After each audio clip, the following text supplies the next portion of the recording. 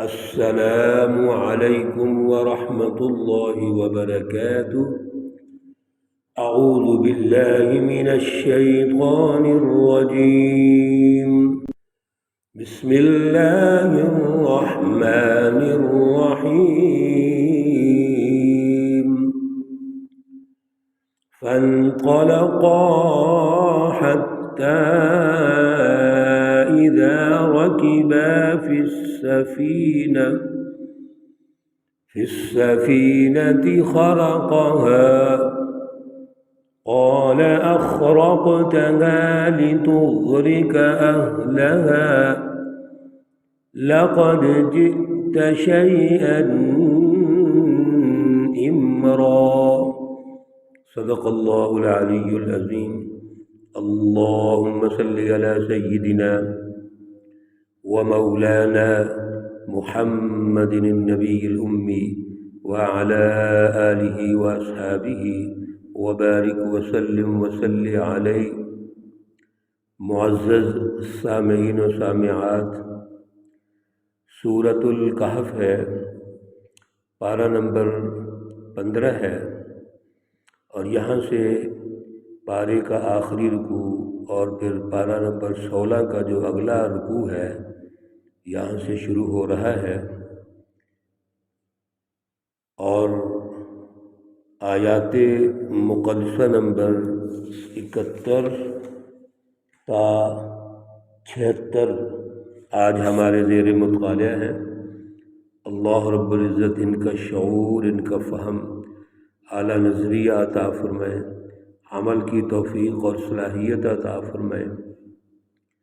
گزشتہ درس میں حضرت موسیٰ علیہ السلام اور حضرت خضر علیہ السلام کے حوالے سے مختصر بات چیت کی گئی، اور اس میں جو نمایاں گفتگو ہوئی تھی، ایک تو یہ ہے کہ حضرت موسیٰ علیہ السلام نے جب خطاب کرتے ہوئے یہ کہا اور ایک سائل کے سوال کے جواب میں کہ مجھ سے بڑا کوئی عالم کوئی نہیں، تو اللہ رب العزت نے حضرت جبرائیل علیہ السلام کو بھیجا اور فرمایا کہ آپ سے بڑا بھی عالم ہے کوئی. حضرت موسیٰ علیہ السلام نے اللہ سے درخواست کی کہ آپ مجھے وہ عالم ملائیے، کون ہے؟ تو اس کا طریقہ کار اللہ نے بتایا، جو گزشتہ درس میں ہم نے عرض کیا تھا.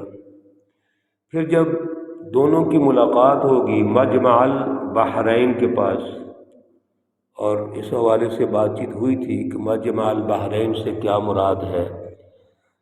اس ملاقات میں حضرت موسیٰ علیہ السلام نے حضرت خضر سے یہ ریکویسٹ کی کہ میں آپ کے ساتھ رہنا چاہتا ہوں، سیکھنا چاہتا ہوں، آپ مجھے موقع عطا فرمائیے.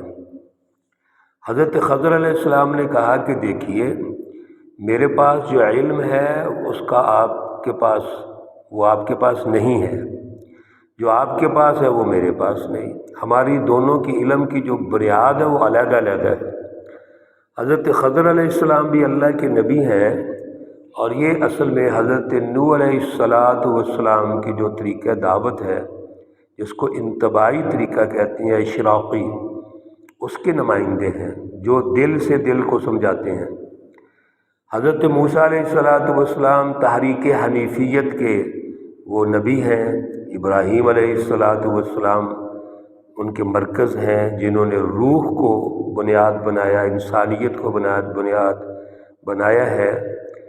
تو ان کا جو طریقہ کار ہے وہ نظام ظلم کو ختم کرنے کا ہے، دعوت کا ہے، جماعت سازی کا ہے، وقت کے ظالم فرعون سے وہ نجات کا ہے، ان کے مقابلے کا ہے. تو دونوں کے علم کی مرکزیت علیحدہ سے ہے. چنانچہ موسیٰ علیہ السلام کا ایک معاہدہ ہو گیا حضرت خضر کے ساتھ، اور وہ یہ ہو گیا کہ آپ میرے ساتھ چلیں، ٹھیک ہے، لیکن ایک شرط ہے کہ آپ نے مجھ سے سوال نہیں کرنا حتیٰ احدث لک منہ ذکرا، کہ میں خود ہی آپ کو بتا دوں گا جو واقعہ آئے گا.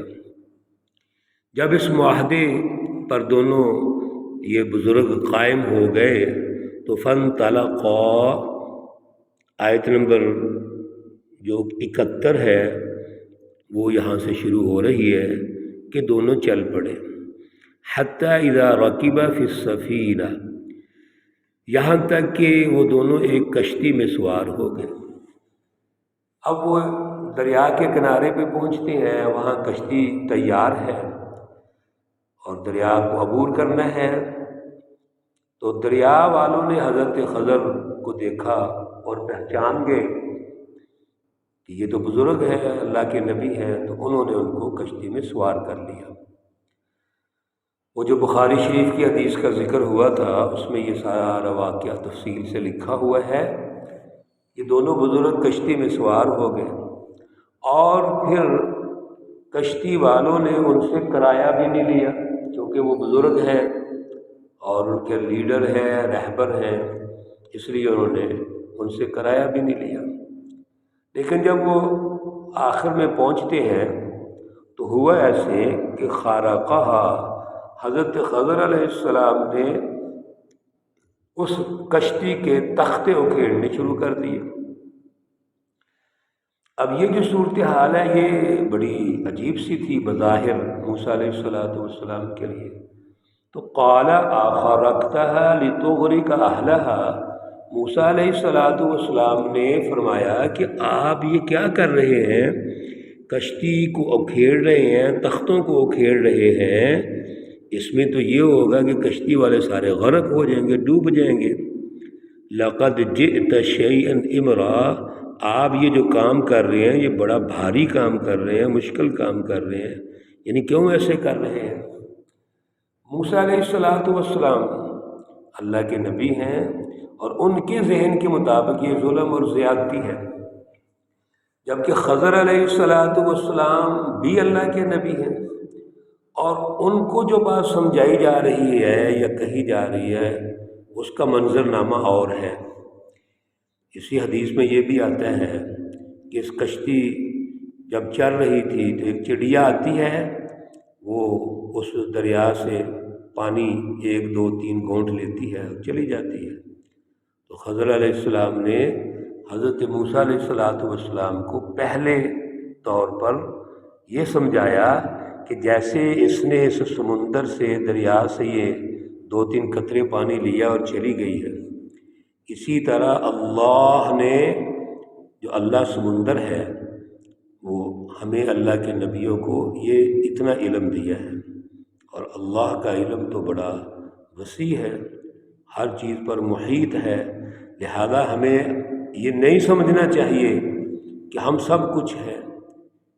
تو وہ فوق کل ذی علم علیم، علم والے تو ہر جگہ موجود ہوں گے، اللہ جس کو چاہے جتنا دے سکتا ہے۔ یہ بھی سمجھانے کا ایک طریقہ کار تھا۔ چنانچہ موسیٰ علیہ السلام نے ایک تو یہ اعتراض کیا کہ آپ نے یہ تختے کیوں کھڑے، دوسرا کہا کہ اس سے تو غرق ہو جائیں گے، یعنی ظلم اور زیادتی ہوگی، اور پھر اگلی بات یہ کہی کہ یہ اتنا آپ نے جو کام کیا ہے یہ تو بہت بھاری کام کیا، یعنی ظلم اور زیادتی کا کام کیا ہے۔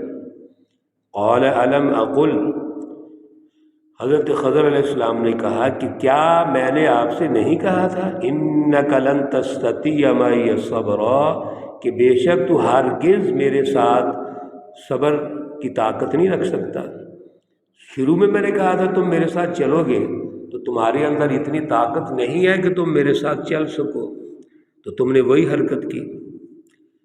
قال لا تؤاخذنی بما نسیت، حضرت موسیٰ علیہ السلام نے فرمایا لا تؤاخذنی، آپ میری پکڑ نہ کریں، بما نسیت، کیونکہ میں تو بھول گیا ہوں، مجھے یہ یاد ہی نہیں رہا کہ جب میں نے آپ کو استاد ماننا تھا، داخلہ لیا تھا، تو یہ شرط لگی تھی، وہ تو میرے ذہن میں نہیں رہا، لہذا وہ مجھے معاف کر دیجئے، میں بھول گیا ہوں۔ ولا تلحقنی من امری عسرا، اور جو میرا معاملہ ہے آپ کے ساتھ اس میں مشکل پیدا ہو جائے گی، کیونکہ میں تو سیکھنے آیا ہوں، لہذا اگر یہ صورتحال رہی تو پھر میں سیکھ نہیں سکوں گا، تو مجھ سے یہ غلطی ہو گئی ہے، میں بھول گیا ہوں۔ فانطلقا، پھر دونوں چل پڑے، حتی اذا لقیا غلاما، یہاں تک کہ اگل میدان کے اندر بچے کھیل رہے ہیں، اور ان میں سے ایک بچہ غلام چھوٹا بچہ ہے، اس کو دیکھا، فقاتلہ، حضرت خضر علیہ السلام نے پکڑا اور اس کو قتل کر دیا۔ پھر موسیٰ علیہ السلام سے نہیں رہا گیا، کیسے رہا جائے؟ وہ تحریک حنیفی کے نبی ہیں، وہ بھی اللہ کے نبی ہیں، اور کسی ظلم کو دیکھ کے وہ برداشت نہیں کر سکتے، یہ ان کا منصب ہے، رتبہ ہے ان کا۔ چنانچہ پھر انہوں نے کہا، اقتلت نفسا زکیہ، پہلی بات، آپ نے ایک بچے کو قتل کر دیا جو بالکل پاک ہے، صاف ستھرا ہے، یعنی اس سے کوئی گناہ بھی نہیں ہوا، معصوم بچہ ہے۔ دوسرے نمبر پر بغیر نفس، بغیر کسی قصاص کے قتل کر دیا۔ قتل کا تو طریقہ کار یہ ہے کہ کسی کو قتل کرے تو وہ اس کا بدلہ ہوتا ہے، وَلَا تَقْتُلُوا النَّفْسَ الَّتِي حَرَّمَ اللَّهُ إِلَّا بِالْحَقِّ، یہ تورات میں بھی لکھا ہوا ہے کہ قصاص کی شکل میں کسی کو ہم قتل کر سکتے ہیں۔ پھر تیسری بات یہ ہے، لَقَدْ جِئْتَ شَيْئًا نُكْرًا، یہ جو آپ نے کام کیا ہے یہ بڑا نامعقول کام ہے۔ حضرت شیخ الہند رحمۃ اللہ علیہ نے اس کا ترجمہ کیا نکرہ کا نامعقول، یعنی کوئی عقل مند ایسا نہیں کر سکتا۔ پھر حضرت خضر کہنے لگے، الم اقل لک، کیا میں نے کہا نہیں تھا، انک لن تستطیع، بے شک تو ہرگز طاقت نہیں رکھتا، معیہ، میرے ساتھ، صبرن، صبر کی۔ تمہیں میں نے اس وقت بھی کہا تھا اور تم نے پھر سوال اٹھا دیا ہے۔ قال، حضرت موسیٰ علیہ السلام نے پھر ریکویسٹ کی، درخواست کی، ان سألتک، اگر اب میں آپ سے پوچھوں گا، عن شیء، کچھ بھی، بعدها، اس کے بعد، فلا تصاحبنی، پھر ہمارا ساتھ وہ نہیں رہے گا، آپ مجھے اپنے ساتھ نہ رکھیں۔ قد بلغت من لدنی عذرا، یہ جو کچھ ہوا ہے یہ میری طرف سے ہوا ہے، اور اب آپ مجھے برداشت کریں، اور اگر آئندہ ایسے ہوتا ہے تو مجھے آپ بے شک اپنے ساتھ نہ رکھیے۔ اصل میں اس سارے واقعہ میں جو ہم سن رہے ہیں، مطالعہ کر رہے ہیں، یہ دو علم ہے۔ حضرت خضر علیہ السلام بھی اللہ کے نبی ہیں، علم رکھتے ہیں، حضرت موسیٰ علیہ السلام بھی اللہ کے نبی ہیں، علم رکھتے ہیں۔ خضر علیہ السلام کے علم منتقل کرنے کا ذریعہ قلوب ہیں، دل ہیں، انتباہی جو طریقہ کار ہے، دل کو دل سے ملتا ہے، علم منتقل ہو جاتا ہے۔ موسیٰ علیہ السلام کے علم منتقل کرنے کا طریقہ دعوت ہے، سمجھانا ہے، دلائل ہے، وہ طریقہ کار ہے۔ لہذا موسیٰ علیہ السلام اس طرح وہ علم حاصل نہیں کر سکتے، ان کا طریقہ کار ہی مختلف ہے، تو جب وہ چیز دیکھتے ہیں فوراً اعتراض کر دیتے ہیں۔ یہ واقعہ آگے جاری ہے، وقت اب ہمارا مکمل ہو چکا ہے، انشاءاللہ اگلے درس میں عرض کریں گے۔ اللہ رب العزت ہمیں ان واقعات کے ذریعے سے سچی رہنمائی حاصل کرنے کی توفیق عطا فرمائے، اور دور حاضر میں ہمیں اپنے فکر و فلسفہ، نظریہ اور عمل میں ان تمام چیزوں کو لانے کی توفیق اور صلاحیت عطا فرمائے۔ اللہ رب العزت تمام مرحومین و مرحومات کو جنت الفردوس میں اعلیٰ مقام عطا فرمائے۔ اللہ رب العزت تمام بیماروں کو شفائے کاملہ عاجلہ مستمرہ عطا فرمائے۔ اللہ رب العزت سب کے لیے آسانیاں پیدا فرمائیں۔ ربنا تقبل منا انك انت السميع العليم وتب علينا انك انت التواب الرحيم، وصلى الله تعالى على النبي الأمي محمد وعلى آله وأصحابه أجمعين برحمتك يا أرحم الراحمين۔ السلام عليكم ورحمة الله وبركاته۔